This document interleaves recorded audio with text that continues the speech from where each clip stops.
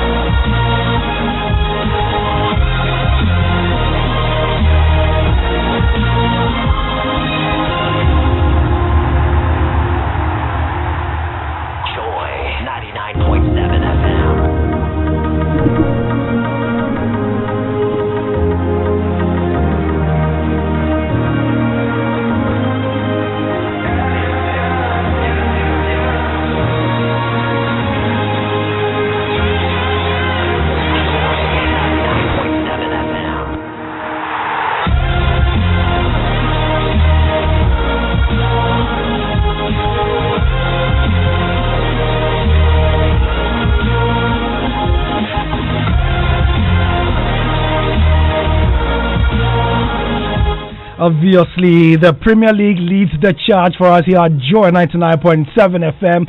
We've got the Premier League on Sundays with our partners, the BBC. It is the flagship competition in our 2020-21 European season. Hello, I'm Gary Al Smith, and welcome to the launch of what should be an amazeball season. We are going to kick COVID so hard it will forget that it even tried to descend on the football world. Let's begin with the Premier League.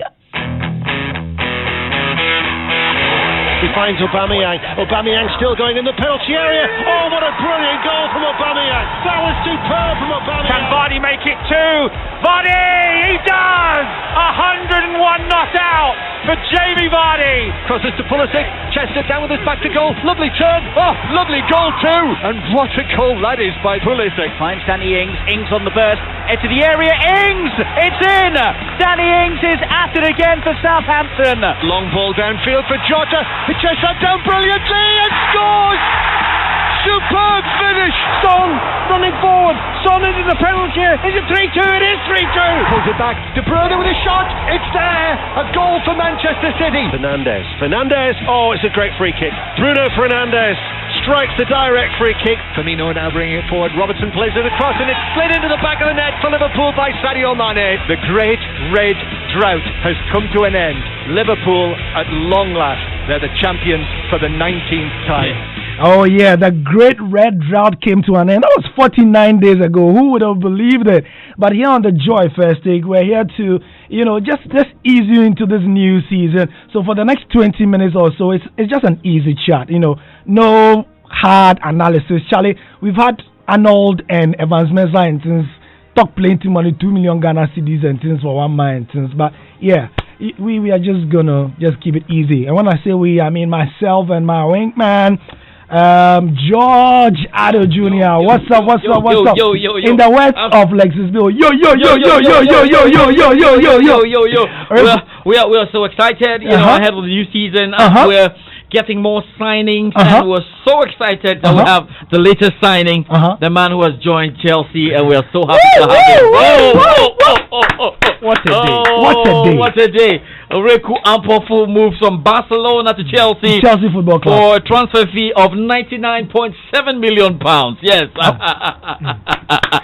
Wow. Incredible. Reku, we've done so well. Wow. Now for listeners who have not been on the internet today, man, get there now. It was supposed to be a joke, but sometimes things on the internet take a life of their own. Yeah, I'm telling you, man. Absolutely. So, I mean, it was just a joke they had in the Joy Sports office with George and a couple of guys in a guy's to sign Oreku with a shirt with his name and number 10 behind it. But guess what? Oreku's family, they have a lot of Manchester United fans. Yes, I know that. So he has had a call from the father saying that, all right, you come home. Yeah. Now you are saying you are our rival. Come home tonight. I was so surprised at how it took off. Last I saw, there were about 300 comments on Twitter alone. I'm telling you about it. On my Facebook page, he's hit about 1.5k likes, so many messages.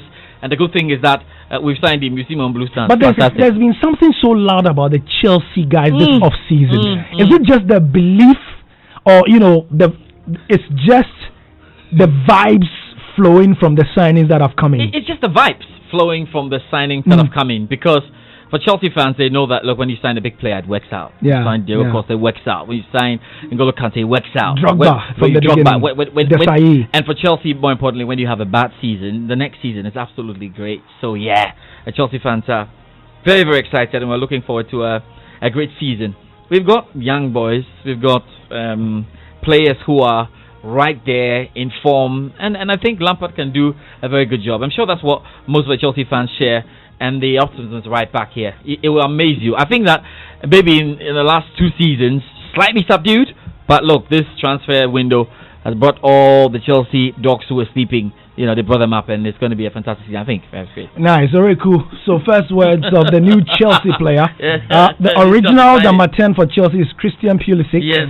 But, the substitute number 10 is here in KKML. Coco. That's right. When you come to Ghana, I'm the number 10. Yeah. We now with AC. But it's been, 3 hours? Yeah, 3 hours. A Chelsea fan. Yes. And you enjoying it already? I'm overwhelmed. Oh my God! I don't know whether it's just the honeymoon period, but no, whatever it is, it should keep on going. That's Chelsea for you. I mean, that's Chelsea for you. The love has been massive, and I just want to give a big shout out to the Chelsea fans. Yeah, man. The biggest club in England, the best club in the past 20 years in England. Let me say that to be safe. But you see, the interesting thing is, Oreku used to say Barcelona the biggest club in the world. Yes. So he's like a step-down transformer. Yes. He's joined the biggest club in England in the past 20 years. I mean, no. Let's situate the conversation. What are you trying to decide at the moment? He used to say Barcelona, he supported Barcelona, the biggest club in the world. Now he has moved to the biggest club in one country. It's okay. Oh, we are moving. Sometimes you have to take 2 steps back and to be able to analyze forward. One of the sages said that sometimes in life you have to take 2 steps back in order to take 4 steps forward. That's what we are talking about. Yeah. But seriously though, how do you see the Premier? I mean, what were your predictions first of all? In the predictions that we did. I think for the top 6. Yeah, for the top 6, most likely the most common occurrence in there is the fact that we see Manchester City and Liverpool battle out for the Premier League title, and that's probably due to the history that we've had in the past 3 years, and it just looks as if these 2 sides have a personal vendetta going and would be challenging each other, something that is much bigger than what the other clubs are posing. But it's the Premier League, and it never goes beyond 3 years for us to see a third party come into the competition. So it might not be this year, but sooner rather than later we'll be seeing a third force trying to break this duopoly. But I think at least for this season, for Manchester City, who strengthened, and for Liverpool, how strong they were last season, I think that both of them would battle it out for the title again. But I'm more slightly tilted towards Liverpool, because I think that they know this is their period. Yeah. They know that they're on 19 titles. They know that Manchester United are on 20. They know that they have the momentum going. And if there was any time to break that record, to be able to say that we have the most Premier League titles in England. It is now. And for Jurgen Klopp and the boys that he has, I think that he doesn't necessarily need any signing for the starting 11 that he has and the squad that he has. He should be able to replicate what he did last season. Even if levels do drop by 10 points, they should still comfortably win the Premier League. And I think that this team has reached its peak. We've still not seen the best on this Liverpool side, and I think that they would still get better and better as the years do go by. So that's why I think they might win the league this season, ahead of a Manchester City side who are coming off a very weird season. It's difficult to pinpoint what exactly went wrong because they did play beautiful football. And so I think that maybe, just maybe, the pressure of having to win the Champions League would push Pep Guardiola to focus on that. If it wins the Premier League, no one really cares. And that's the stage that he's reached with Manchester City right now. So I think that will still be the Champions League for City, and that's why I am going with Liverpool. But in terms of that top four battle, I'm not going to allow him to go to the top four because he's actually explained this in on the locker room. So let's save that. But why he decided that? Why Oreku decided that Arsenal will finish above Manchester United for the first time in 30 years, and why Manchester United are not good enough. You know why they are not good enough to be in the top four? You need to hear Oreku and Pofo. That will be later on the show. So that will be from about 7:30. Yes, 7:30. Just about 13 minutes. Yes, 13 minutes. In the intervening period, though, George Ado Jr., could you please give us a line-up of the football that we have for this season? Yes, so start mentioning. And remember that Joy Sports this season is bringing you more football than ever before. That's right. Our theme for this year, so like a sermon that has a theme, our theme for this year is football is here. Yeah, football. The theme for Joy Sports football offering in 2020-21 is football is here. So George Ado, give us the lineup of what is here. Right, so we've got the Bundesliga. The German Bundesliga. We've got that for you. So when you mention and then Oreku, we say Bundesliga is here. Okay. So we've got so we've got the Bundesliga. Bundesliga is here. We've got the CAF international competitions, i.e. Confederations Cup, and of course the CAF Champions League. So CAF international competitions are here. Okay. Then we've got the Coppa Italia. Coppa Italia. So Coppa Italia is here by courtesy of Star Times. Star Times. We've got the Copa del Rey. Copa del Rey, that is the Spanish Copa Cup. del Rey is here. Also by courtesy of Star Times. That's right. We've got the Emirates FA Cup.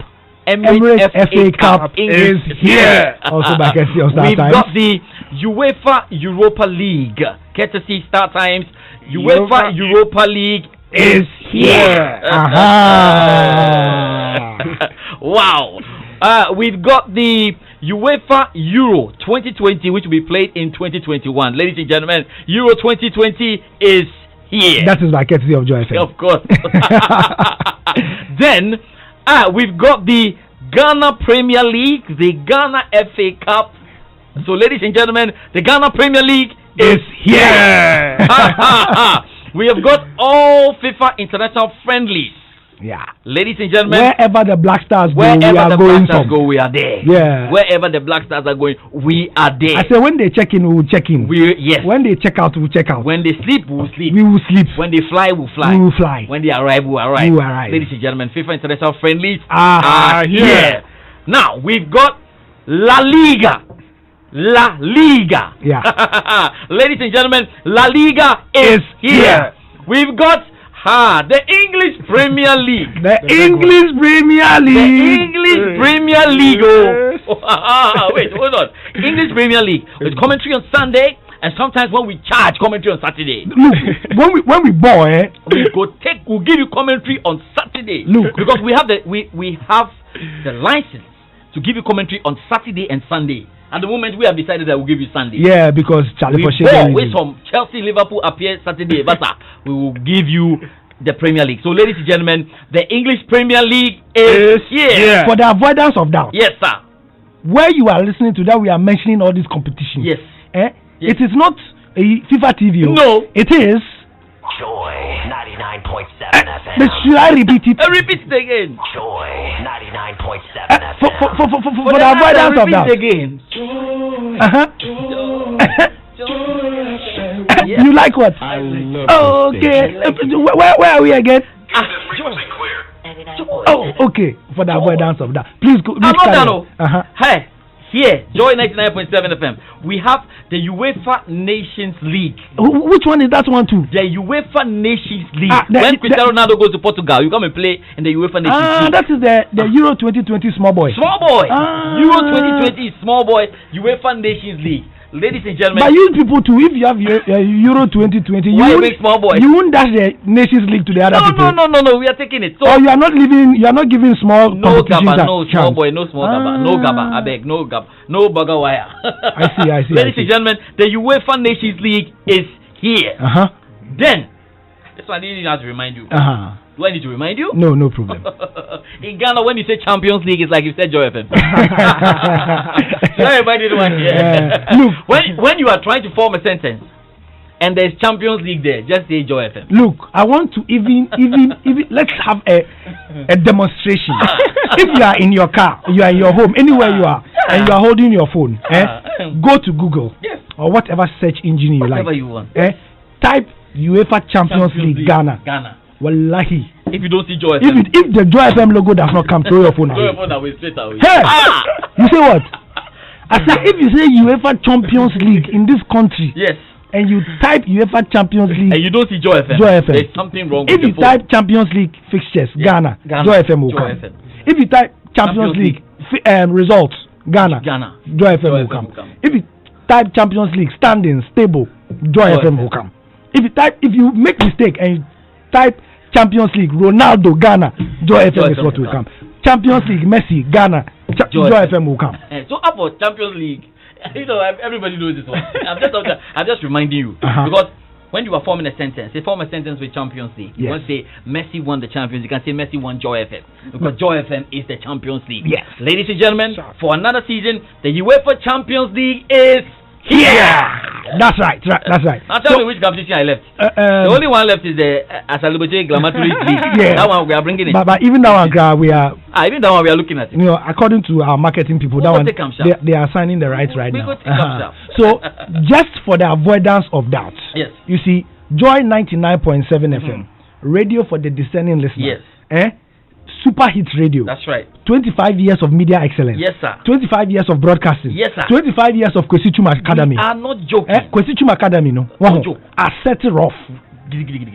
Yes, see. The football season, the theme is football is here. Now, the first chapter is that, or the first scripture is Champions League is here. And then we say UEFA Nations League is here. And then we say Premier League is here. And then we say La Liga is here. Me say FIFA International here. Oh, Shabaya Ghana Premier League. Come on, yeah. I say scream it to the heavens. I say the UEFA Euro 2020 is here. From the crown of your head to the sole of your feet. Let me see yourself. You will have the UEFA Europa League. Is here. Amen. Me see. If you do wrong, if you do long, no. Hey, every day. I said the Emirates FA Cup is here. I move from is here to is here. Look, because it's lying here. It's here. Look, it's here. We are so angry that we say that even the Copa del Rey is here. When there's a big match, yes, we will just call our program people and tell them that we are coming to do it. You understand? Because our fans, we and then we are dying here. Yeah. And you know how we do it. Look, if you Joy FM, Hit FM, matter. Adum FM, we will do commentary for you. We'll give it to you. It will do you like Adum FM, Asempa, Joy FM, Hit FM. Look, we say that the Coppa Italia is here. The Coppa Italia is here. I say for the third time, the Coppa Italia is here. Then we come home. Yes. Just so that this is not a European affair or something. No. We say the CAF International Competition is here. Wafu. Here. Wafu. Here. Nyafu. We are having all of them here. Here. Right. Africa Cup of Nations qualifiers. Here. CAF Under 20 qualifiers. Here. Under 17 qualifiers. Here. CAF Under 3 qualifiers. Here. Under 3. Yes, that's the Under 3. And then we have the Africa Cup of Nations. Africa Cup of Nations. The one they have postponed. Africa Cup of Nations. They don't be. Hey, Africa Cup of Nations. If there's no Joy FM Forget Africa Cup of Nations. You see, CAF can organize just so that we will remind people. Yes. When Ghana went out of the Africa Cup of Nations, we went and the whole Black Stars came home. All the media houses came home. We went there. No, we now went there. When they came home, we went there. We took alloplane and we went there. And when we went there, the BBC people in their booth, they say, "Where are you from?" We say, "We are from Ghana." They say, "Where in Ghana?" We say, "Joy FM." Where is Joy FM? We say, "Multimedia." They come for the branding. Look. They pray to their gods, their deities, their shrines, because they could not understand. You and the spirit. My God. I say you have no idea. Hey, they're joking. Then you get problem. Charlie, man. Today you make like he said, like we stop this. Mama means you. FA Cup, we are here. Look, Ghana FA Cup. They say they don't know how to brand it. They should come to us. We will carry it and take it to the heavens for them. No, look, not even the heavens. In Genesis, yes. The synonym for heavens is what? Firmament. If you read the King James Version, it doesn't say, it says the firmament. It says the Lord spoke and the firmament, the increase, so that you could see the water on one place and the skies in another place. This is prophetic. My God. We say Joy from 2020-21 season. My God. If Empire anyway, so now that we have launched the football season, yes, man. You see, when it is government, they will come and dance at the wine and read speeches. We don't have time for speeches. So now, just so that we show you the true international breadth of Joy FM's football offering, we are going to give you a taster. So another announcement is that from next week, because we have ball, because we are so angry, because the people charge, they say we are from today. Today is the last edition of the Joy Fair Stick. Thank you, sir. From next week, we are producing an internationally acclaimed podcast. That is what will now air from 7 to 8 p.m. Simple. Shout hallelujah. Hallelujah. Give me glory. Hallelujah. We say that the critically acclaimed, the international gaho. Yes, man. I say, come on. International gaho. Why are you telling you on the spirit? Why? Come on. The Locker Room podcast, which used to air from 1:10 to 2, which went off air because of Sammy Foster. We like Sammy Foster, so he said we should play music. We say we are bringing the Locker Room to 7 to 8 p.m. You understand? When you listen to the Locker Room on Fridays, look, it is like the water of you are drinking from the fountain of living water. When you drink from the Locker Room on Fridays, you shall never test. When you look, if you want to say that we are joking, we will play 30 minutes for you right now. George, where is the file? Show you something small. Is it there? It's there. Okay. We'll give it to them small right now. You will see something small. From next week, we are no more doing the Joy Fair Stick on radio. We are moving things into different dimensions, and so the Joy Fair Stick is now moving to television. Now we will tell you the date exactly when it will move to TV, but that will be from 10 p.m. to 11 p.m. on Fridays. That will be on TV. But you did decide, do proper analysis. But on radio, because we know that we want to ease you into the Friday night before DJ Black takes you all the way till 12, we are going to give you an international offering of sport. You understand? We call it the Locker Room. You will hear the promos in due course. So, George, this is where we bring the football launch for 2020-21 to an end. Thank you for your time, even though you didn't talk much.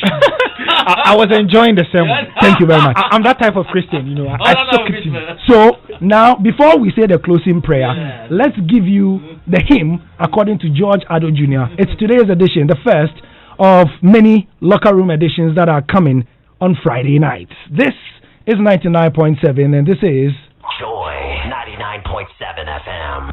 For all your sports news and the Locker Room. Hello, I'm Lee James, host of Sports World on the BBC World Service. For the best of previews to the sporting weekend, listen to George Addo Jr. on The Locker Room on Joy 99.7 FM. Joy 99.7 FM. Live on radio, live online. This is The Locker Room on Joy 99.7 FM with George Addo Jr.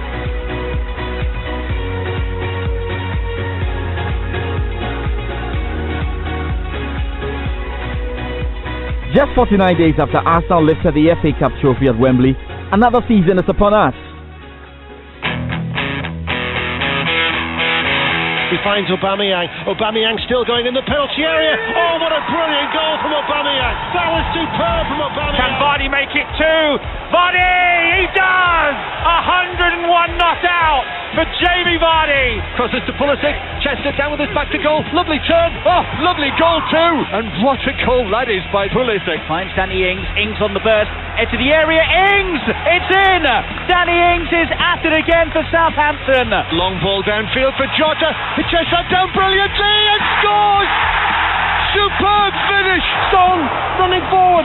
Son into the penalty. Is it 3-2? It is 3-2. Pulls it back. De Bruyne with a shot. It's there. A goal for Manchester City. Fernandes. Oh, it's a great free kick. Bruno Fernandes strikes the direct free kick. Firmino now bringing it forward. Robertson plays it across and it's slid into the back of the net for Liverpool by Sadio Mane. The great red drought has come to an end.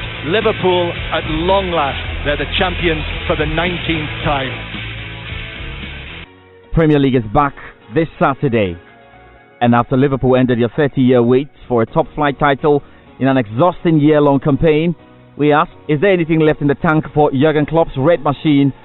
Will Manchester City return to the summit?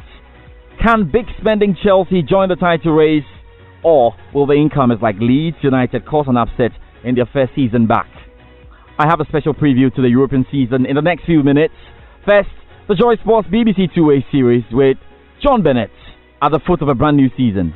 Here we go again, new season, new titles, new managers, new signings. The short goal and into the goal. It is a hat-trick for Christian Pulisic. Sterling onto his right foot, curls a shot in. Brilliant finish from Raheem Sterling. That was high quality from Manchester City's number 7. Fabinho, what a hit! Oh, what a hit! It's flashed past Bravo. That is a goal of a lifetime. Oh, glorious! That is a special one. Marcus Rashford can count that amongst his bets. So thanks, John, for your time this weekend. And another Premier League season is upon us, even before we could blink. Expectations fill the air, with fans stocking up their team's chances. Before we begin to look at how prepared the teams are, how disappointing is the news that the October return date for fans back into the stadium will be reviewed, as Prime Minister Boris Johnson confirmed. It's very disappointing, George. You know I love football and I'd always look forward to the start of a Premier League season, but here in England it does feel like an underwhelming start to a Premier League season, because you don't get that excitement of the fans going to the games. I'm one of those lucky ones who will get to go to games as a journalist, but for my friends, for my family, for people I see here in Manchester who are looking forward to going to Manchester City and Manchester United games, it is very difficult for them to be locked out. We all know why. We all know it's for our safety, and we accept that, but it just makes for a very underwhelming start. I think we could accept it more at the end of last season, because we knew it was only for a short time, but to begin the season in the same way is very tough to take. October at the earliest is when some fans will be let in, but to be honest, I think that's optimistic with the way things are looking with the extra restrictions. You could see a situation like in France where maybe 5,000 fans are admitted, but very difficult before the end of the season, I think, to get full stadiums. So tough to deal with. We have to deal with what we have. I'm sure the football will still be fantastic, but it does feel like quite an underwhelming start to the season here in England. So, John, we endured watching games without fans. That's set to continue for sure, and with many protocols to adhere to. Can you remind us of what to expect with respect to protocols and the new rules of the game, as well as broadcasts on television and radio for the season? Yeah, it does look different, doesn't it? If you remember from last season, the players come out of the tunnel at different times. The changing rooms are very far apart. I know for a fact that at Old Trafford, for example, the away changing room isn't being used. The players get dressed in a porter cabin outside in the car park. Players are told to be careful when they celebrate goals. The medical teams have to wear masks. You're only allowed a certain amount of people in the ground. I think it's 300 people in total in the ground. So lots of things to get used to, but it is funny how quickly we got used to it at the end of last season. So I think you do get used to it quickly, and when you're watching on TV, you have the crowd noise. If the game is good, you do forget about all the strange protocols. and the strangeness of having these games during the coronavirus pandemic. Some of the games I think suffered, some of the teams suffered, particularly the teams that like to play intense football. I do think it will have an impact still, the fact there are no fans, on teams that do like to play a high intensity game. But in the end, the more technical teams, I think that they are able to play at the normal quality that they would anyway. Well, John, let's begin to talk about on-the-pitch matters. After clearing it all, I would usually start with the defending champions, but let's talk about the transfer champions first. Yes, Chelsea FC appear to have won big in getting in their men for the new season. What do you expect from Frank Lampard's men, and where do you expect them to finish on the table? The transfer champions. Yeah, you've done well. Chelsea have done well. Bringing in Ben Chilwell from Leicester City. Leicester fans, I'm not upset about that at all. Hakim Ziyech, very good player from Ajax. Timo Werner, quality world-class striker in the making from RB Leipzig. And also Thiago Silva, of course, at the back. Who am I forgetting? Hakim Ziyech, I've said, haven't I? Kai Havertz, that's it. How can I forget him? I think he's a fantastic player, Kai Havertz. So brilliant going forward. But I do feel there are question marks at the back. Chelsea conceded the most goals of any of the teams in the top 10 in the Premier League last season. And I don't think that problem has been solved. Ben Chilwell was a decent defender, but I don't think he's going to make a huge amount of difference defensively. I think going forward he will add a bit of dynamism down that left-hand side. Thiago Silva is 35, past his best. For all the great attacking players he brought in at Chelsea, I still think there are question marks about the defence.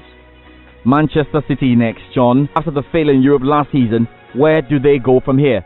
Do you expect Pep Guardiola to get distracted by the European challenge, or combine both competitions and at least try to reclaim the EPL crown from Liverpool? I feel the problems are still there from last season at Manchester City. Yes, Nathan Ake has come in, but defensively, like at Chelsea, I still think there are question marks.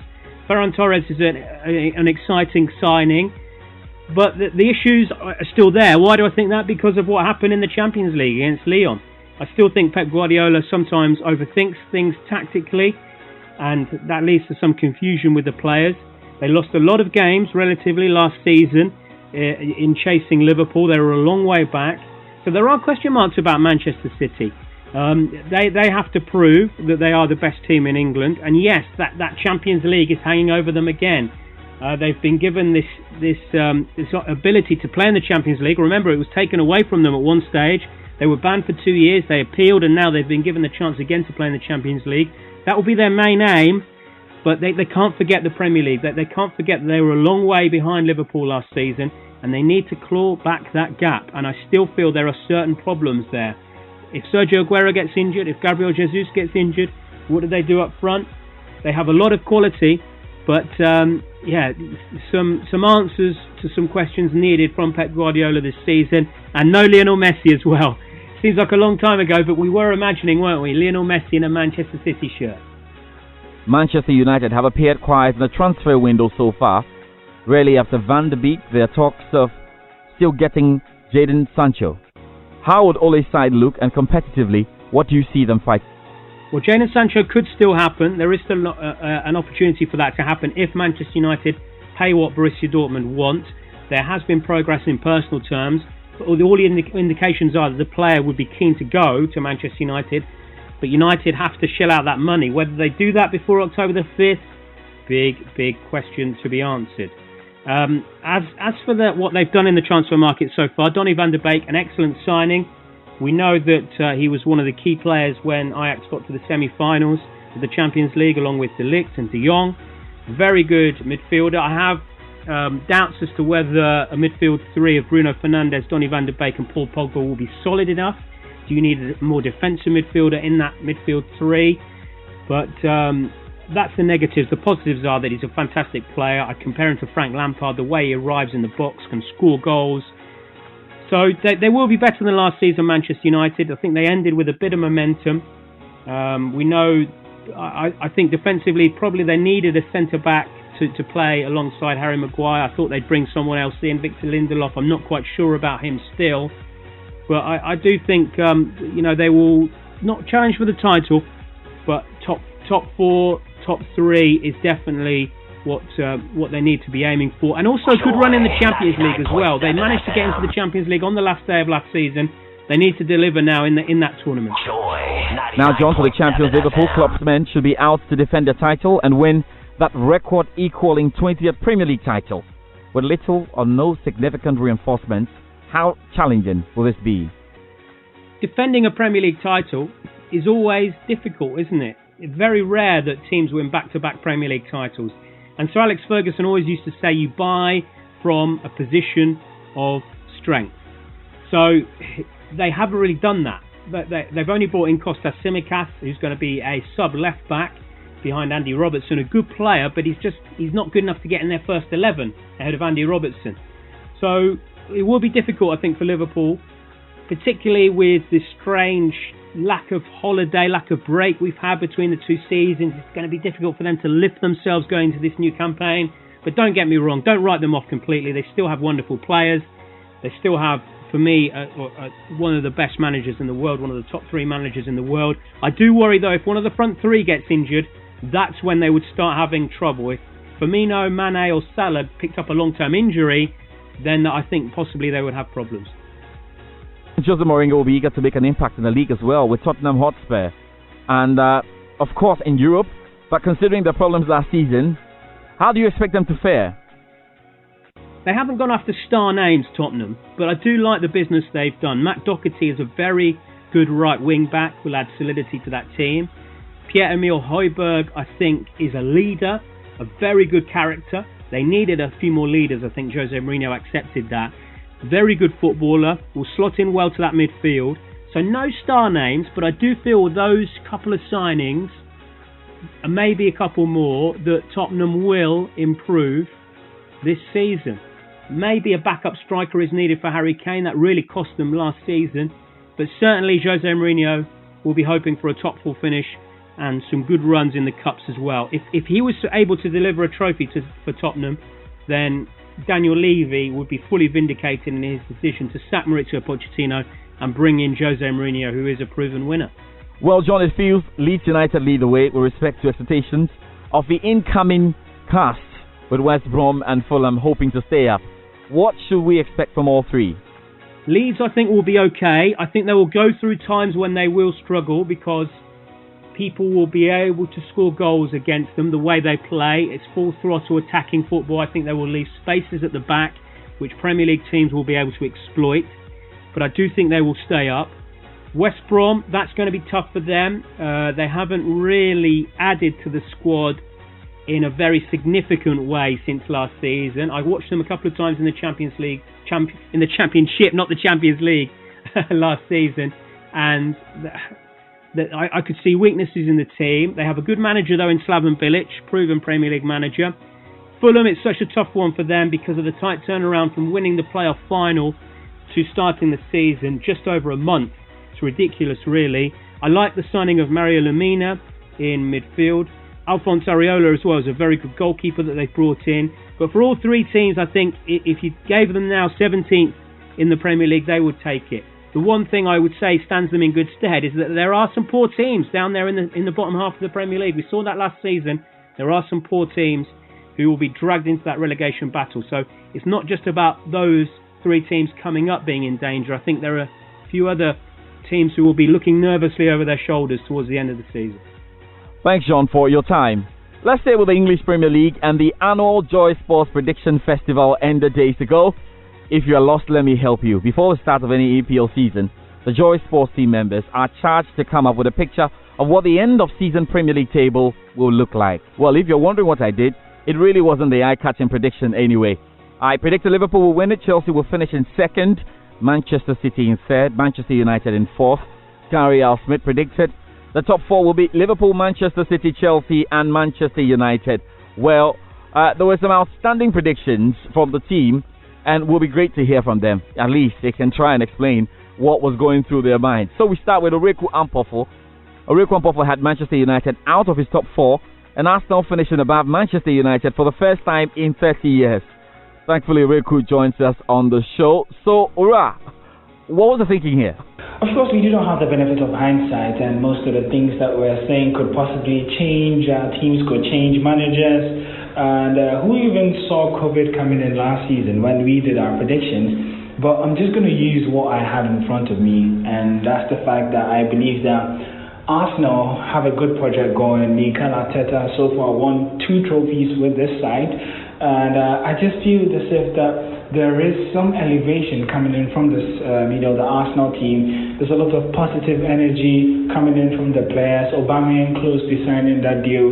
They expected to get a new midfielder and all that, but I think that judging by how Arsenal and Manchester United ended both seasons, for Manchester United, you still could see that there was work to be done with the project, and they looked a bit stale whenever Bruno Fernandes and Pogba, were kept quiet. So I'm tipping towards Arsenal because I think that they might pull a surprise this season, and Arteta has done well so far, and I think that he's going to improve on that. He ended the season strongly. And interestingly, I gathered a little bit of data from the past 20 years, and it turns out that the team that usually wins the Community Shield in the past 20 years has an 80% chance of qualifying to the Champions League and finishing in the top 4. So Arsenal do have an 80% chance, hypothetically, and no team has finished outside the top 6 whilst winning the Community Shield in the past 20 years as well. So, data and statistics are also backing Arsenal, but I'm towards, the energy in the team, and I just feel that this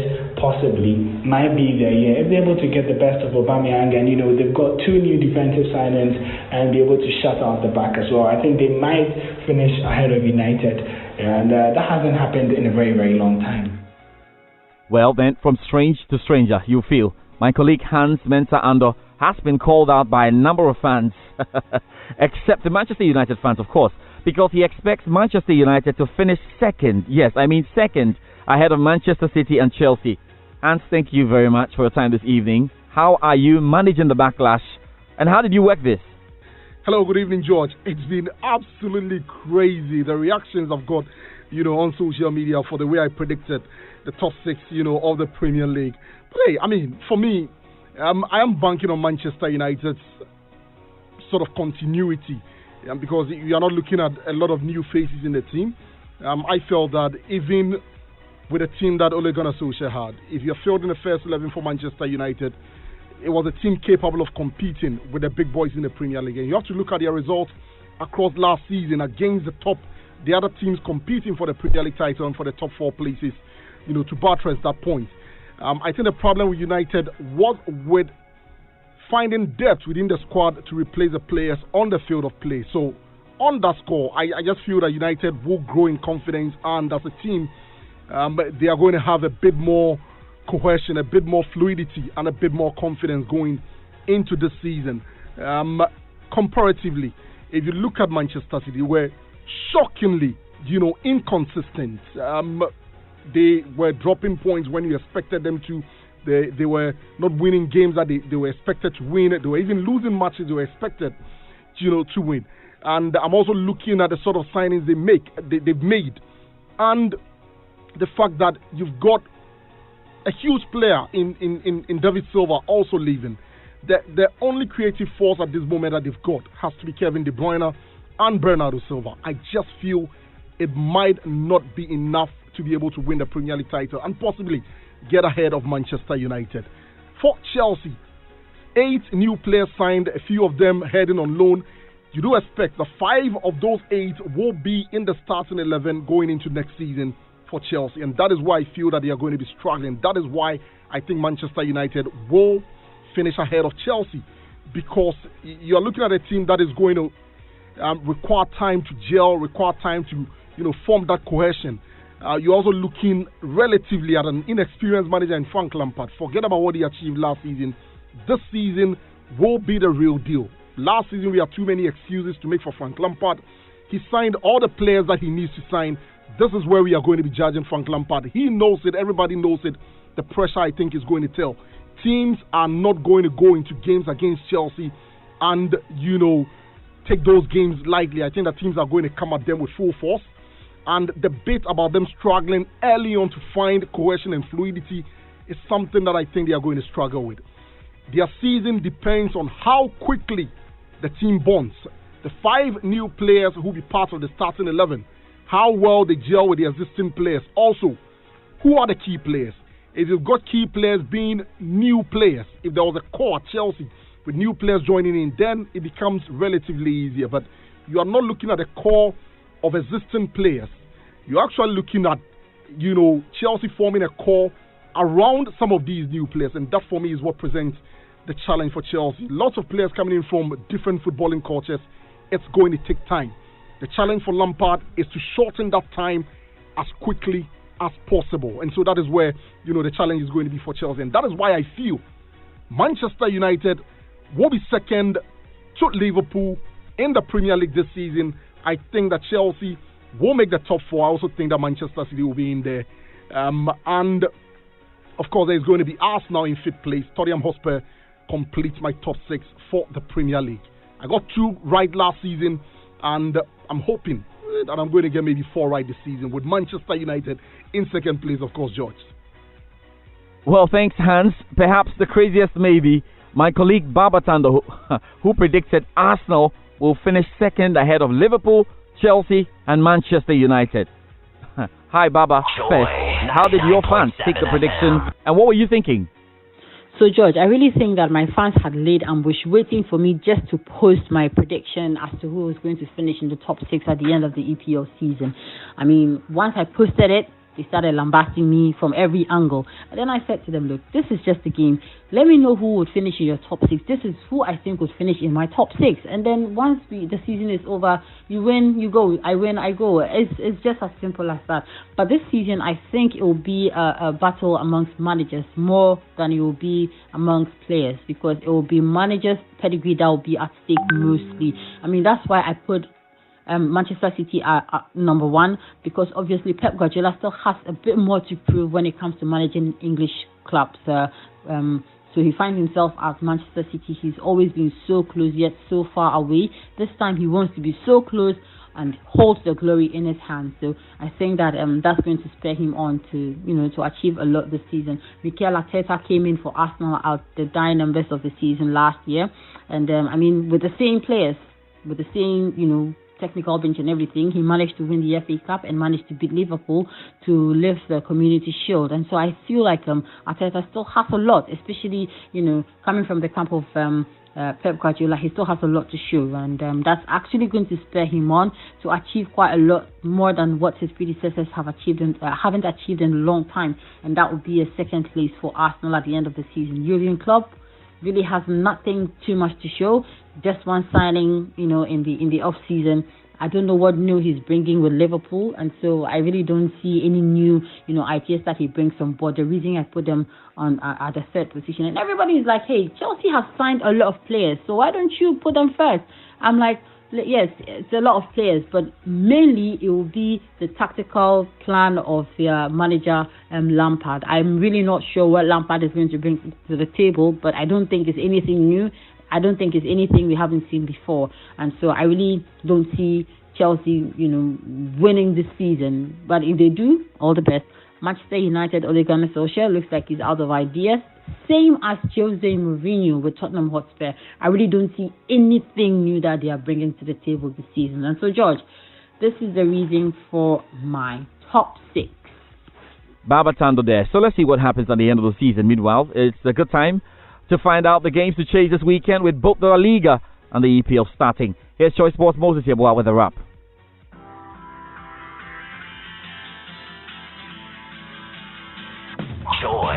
The new European season is finally upon us. In the Spanish La Liga, reigning champions Real Madrid, Barcelona, Atletico Madrid and Sevilla will all sit out the opening weekend after being given extra time off following their involvement in European competition last term. But 7 matches have been scheduled, with Eibar hosting Celta Vigo. David Silva will be sidelined when Real Sociedad travel to face Real Valladolid on Sunday after the midfield maestro tested positive for COVID-19. Villarreal will be under the spotlight as well after the Yellow Submarine appointed 3-time Europa League winning manager Unai Emery at the helm following their 5th place finish last season. Villarreal hosts Huesca on Sunday. And 6-time La Liga champions Valencia will kickstart their campaign by hosting Levante at the Mestalla on Monday. And in the Premier League, Jurgen Klopp will lead his charges on Saturday to begin their title defense. Liverpool's first game of the new season will be against Leeds United, who are back in the Premier League for the first time in 16 years. That means Jurgen Klopp will be up against the Leeds boss Marcelo Bielsa, who Pep Guardiola has called the best coach in the world. Premier League football returns to Craven Cottage, where newly promoted Fulham hosts resurgent Arsenal. Spurs host James Rodriguez's new side Everton in an intriguing-looking season opener at the Tottenham Hotspur Stadium. And Chelsea's multi-million-pound new-look squad will get its first run out of the 2020-21 Premier League season as they visit the Amex Stadium to face Brighton on Monday.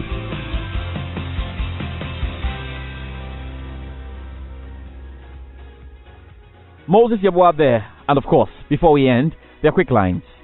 Four-time world champion Sebastian Vettel is set to join the renamed Aston Martin team in Formula 1 next year. Of course, this weekend, it's time to get up to speed with everything you need to know about the 2020 Tuscan Grand Prix, Ferrari's 1000th F1 race, which takes place over the 59 laps of the 5.245-kilometer Autodromo International del Mugello in Italy on Sunday. We'll keep you across that, of course, on the Sports Arena. And we have a special US Open final in the women's single to look forward to. Victoria Azarenka is up against Naomi Osaka. That will be absolutely great. We also got the top semi-finals in the men's division to start tonight. Dominic Thiem against Daniil Medvedev in minutes, alongside Pablo Carreno Busta playing Alexander Zverev. That's our show tonight. We have commentary on the Spurs Everton game, courtesy of partners, the BBC, on the Joy Sports Arena as well. Till we meet then, be good.